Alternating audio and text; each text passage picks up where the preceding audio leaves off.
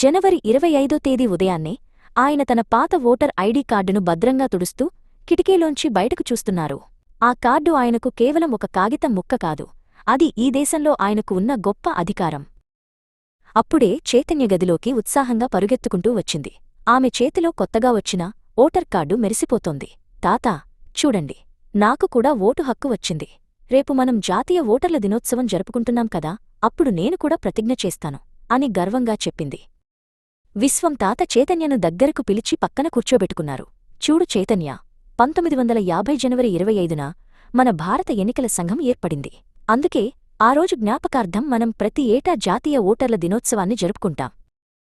యువతలో అవగాహన పెంచడమే దీని ముఖ్య ఉద్దేశ్యం అని వివరించారు. ఒక్క ఓటుతో ఏమవుతుందిలే అని చాలామంది అనుకుంటారు, కాని అది తప్పు అని విశ్వం తాత గంభీరంగా చెప్పారు. ప్రతి ఓటు ఒక ఇటుకలాంటిది. ఆ ఇటుకలతోనే మన ప్రజాస్వామ్యమనే భవనం బలంగా నిర్మించబడుతుంది. ఓటు వేయకపోవడమంటే మన బాధ్యత నుండి మనం తప్పుకోవడమే. చైతన్య తన స్మార్ట్ఫోన్ తీసి అందులో ఉన్న ఈ ఓటర్ కార్డును తాతకు చూపించింది. చూడండి తాత, ఇప్పుడంతా డిజిటల్ అయిపోయింది. నేను ఆన్లైన్లోనే దరఖాస్తు చేసుకున్నాను.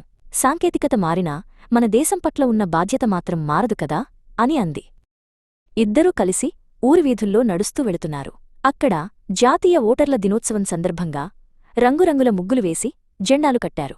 ప్రతి ఓటరు చైతన్యవంతంగా ఉండాలి, అప్పుడే మంచి నాయకుడిని ఎన్నుకోగలం అని విశ్వంతాత చైతన్యతో చెబుతున్నారు. విశ్వంతాత తన చూపుడు వేలును చూపిస్తూ పాత జ్ఞాపకాలను గుర్తుచేసుకున్నారు. ఎన్నికల రోజున వేలిపై వేసే ఆ సిరా చుక్క ఒక ముద్ర మాత్రమే కాదు, అది ఒక గర్వం. నేను మొదటిసారి ఓటు వేసినప్పుడు కలిగిన ఆనందం ఇప్పటికీ నాకు గుర్తుంది అన్నారాయన.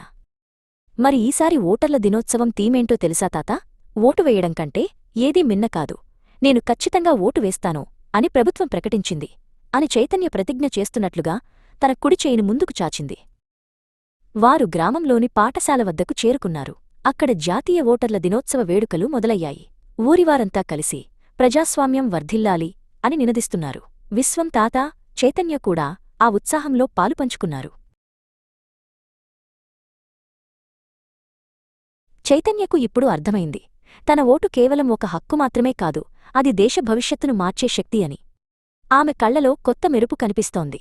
రేపటి సమర్థవంతమైన భారత నిర్మాణంలో తను కూడా ఒక భాగస్వామి కాబోతున్నందుకు ఆమె ఎంతో గర్వంగా ఉంది.